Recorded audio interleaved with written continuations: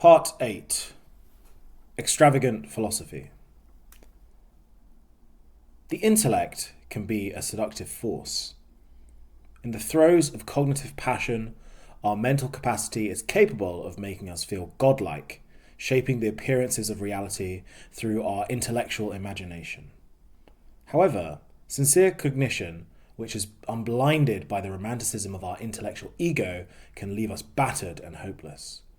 Revealed to us through philosophical sincerity is the precariousness of our existence and our personal insignificance. There is a dominant strain of what has been hitherto called philosophy, which knows itself as autonomous and free-thinking, but is, in actuality, various types of disguised dogmatic thought. One of these sees itself as the objective set of philosophies, justified through the apparent appearances of our empirical existential container. This objectivity has the feeling of a warm certainty, the safe knowledge that the ultimate truth of the appearances is philosophically self-evident. This outlook, however, forgets that it stands on an assumptive foundation of metaphysical judgment. Assuming that all natural law is contiguous and that declarative knowledge is capable of inventorying each and every state of existence. Another outlook, the poetical, is conversely enamoured in the romantic vanity of its indecisiveness. This variety generally considers good philosophy to be that which engages the aesthetic sensibility, as opposed to robust and declarative logic, forgetting that language of itself is neither good nor bad. A proof of this is the fact that the same language which offends us when spoken by a cultivated and solemn person does not offend us in the least when spoken by a jester cracking jokes. The poetical philosophies too often languish under well-employed rhetoric or obscure language in the assumption that their substance is of deep meaning, the reality often being that they are cowering in a gate-kept fortress, protected by the highbrow style of their obscurity, without realizing that they are actually in admiration of their own flatulence. Both these outlooks are particularly prone to the type of dogmatism flagged by Sextus Empiricus, as taking great pride in their systematic treatment of definitions, over-categorization becoming the holy scripture of philosophical indulgence. All such outlooks instantiate their own sub-questions, possessing internally consistent logic. The self-indulgences of dogmatic intellect are the extravagant philosophies. The attraction of these extravagant philosophies is their seductive nature, permitting a lie of grandiosity which is even believed by the liar themselves. Convincing the sub-question that they are the only intellectual grouping engaging in genuine cognitive industry, while becoming increasingly consumed by the opaque nature of an imprecise dogmatism. Despite the illusion of a view outside the cave, a view from the edge of reality observing inwards, these philosophical extravagancies are a deep intellectual misdirection. Quote, "O philosopher, thy wisdom is vain, and thy virtue unprofitable. Thou seekest the ignorant applauses of men." End quote. Over years of dogmatic reign, what we contemporarily refer to as philosophy has been deployed into many popular forms, manifesting itself as university departments, best-selling books, or video essay excretions. The self-congratulation of these cognitive efforts is a sham. How can one philosophize when the aim is applause? Philosophy should fill the subject with existential dread, fear, and loneliness. This is the eventuality of inquiry into the meta-question when I speak of a sincere approach. Our bodily control system has the earthly defense of chemical relief, which keeps at bay the horrifically open nature of our existential reality. This openness is a direct reference to the infinitely speculative nature of metaphysics. However, one thing is known. One possible reality in metaphysics must be true. We sit in the waiting room of a great metaphysical gambling hall containing a mystery box which will one day reveal itself wide open and thrust its truth upon us. For the intellectually minded, extravagant threads of philosophy are a welcome temporary cognitive escape, much like the chemical release of the body from the fact that we must eventually realize our fate. Dogmatism allows us to be extravagant despite our myopia, forgetting a reality of the greater subject in play. The utmost respect is handed over to abstract notions, whether they be systematized concepts, metaphysical assertions, or earthly ideas. Quote, "The mathematical Pythagoreans ascribe great power to numbers, as though the nature of all things was governed in conformity with them." End quote. Dogmatisms tend to be a futile grasping to understand concretely the nature of all things, which necessarily instantiates an intercoherent system with which the dogmatist conducts cognitive work. A set of immutable axioms from which all dogmatisms follow necessarily implies some system of logic. I call this system of logic a sub-question. Axiomatic immovables are found in many forms and are applied within their system to explain satisfactorily to the comfortable simplifications of the human intellect. This is true of numbers as forms, natural law as contiguous, or metaphysics as in providence. We used to call this God. The pretense of dialectic, the dogmatic science, like its progenitor, is a grasping of human cognition. The limits of this make it hungry for categorization and perception of that elusive direct causation of which we have no certainty. Judgment must be continually cast at such a speed it appears self-evident to avoid the spinning plates of indeterminate reality from smashing on the ground. Great artifices of logical deduction adorn the internals of such systems, and basic syllogisms are taken to be as profound as misunderstood art.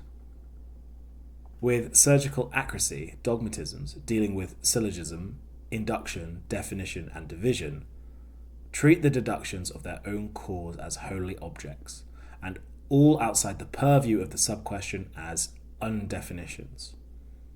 The very dogmatic frame implies that the result of their fixed yet arbitrary axioms and the definitions which follow are necessarily of the very logic of substantive reality and its understanding. The truth is that within our embodied reality, definition is not necessary for the apprehension of objects, and definition is not a necessary prerequisite of demonstration. Demonstration arrives in apprehension necessarily before the dogmatic judgment of definition can be projected upon it. These axioms and their subsequent syllogisms and definitions offer a philosophical snake oil. Dogmatism sells nothing but cures. Iconoclasm does nothing but reveal illnesses. As dogmatism instantiates an ultimate where there is none, it makes a god of the sub-questions. Hence why battles across sub-questions are so emotively fought. These perfect systems of induction and proclamation quickly apply their inverse in misinduction and defamation.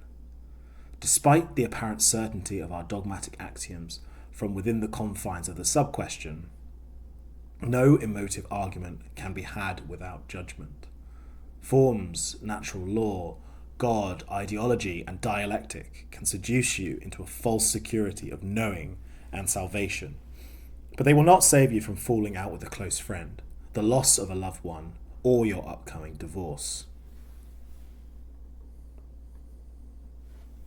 It is argument, that which establishes a point dogmatically, which evokes philosophical certainty. A deduction of mind from abstract idea in collision with empirical data, which was apprehended without question and judges accordingly with autonomous logic.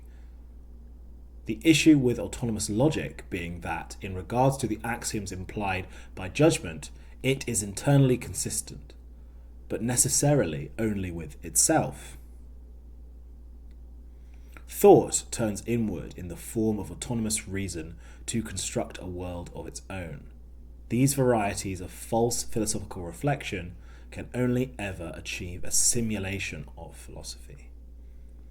Each sub-question has its own cognitive autonomy, which intentionally projects the internal logic of its inquiry outwards in intellectual warfare. In contrast, the heroic pure logic of the meta-question, due to its all-encompassing estate, thinks inwards and envelops everything. The intellect of the iconoclast transgresses the faulty appearances as they are experienced by humanity, going beyond the human concept of a containerized world of appearances. This occurs not by force of any autonomy or reflexive reason. The heroic exploits of sincere philosophy are enacted in a hapless moment of iconoclastic impulse. The first burst of iconoclasm, the first embarkation into the pure philosophy of the meta-question, is the ultimate intellectual ego death. Any pretense to communal safety in the relegated sub-questions, or a superior egalitarian reason of man, is vaporized.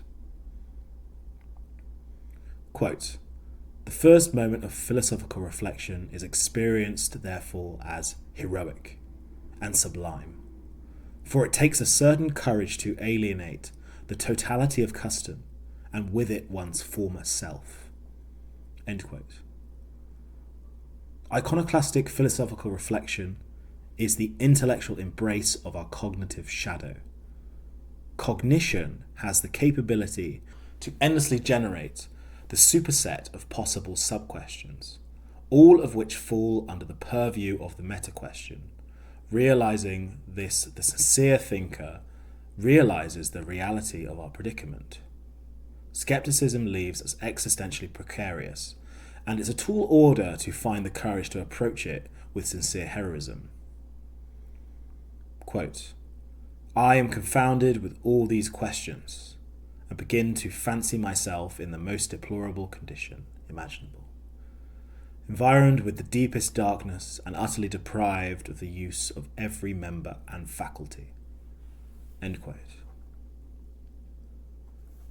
But, much like the depths of physical or emotional hardship, intellectual melancholy also offers the opportunity for perspective, humility, and cognitive character building. Quote, "Without the subversion of philosophical pride, philosophical humility emerges as a virtue, for without it the cultivation of true philosophy is impossible." End quote. Philosophical pride, which leads to extravagant philosophy, comes in many forms, whether it be the metaphysical assertions of materialism or mysticalism.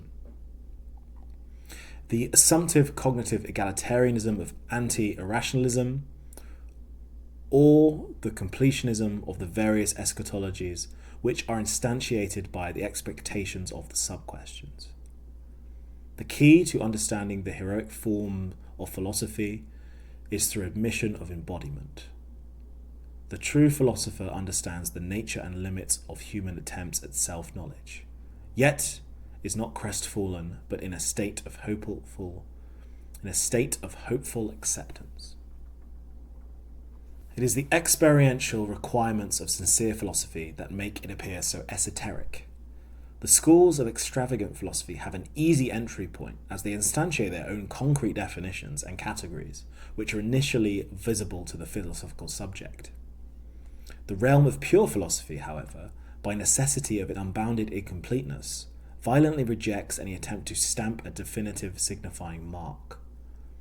Once complete definitions are proclaimed, the cognitive purview snaps into place as a sub-question, and philosophical iconoclasm escapes capture by handing off a diminutive decoy of dogmatic inquiry. Quote, "True philosophy is not something that can be formulated, codified, and passed on to the next generation as a methodology. True philosophy is an achievement of self-inquiry, and so each generation must rediscover the truth of the dialectic itself."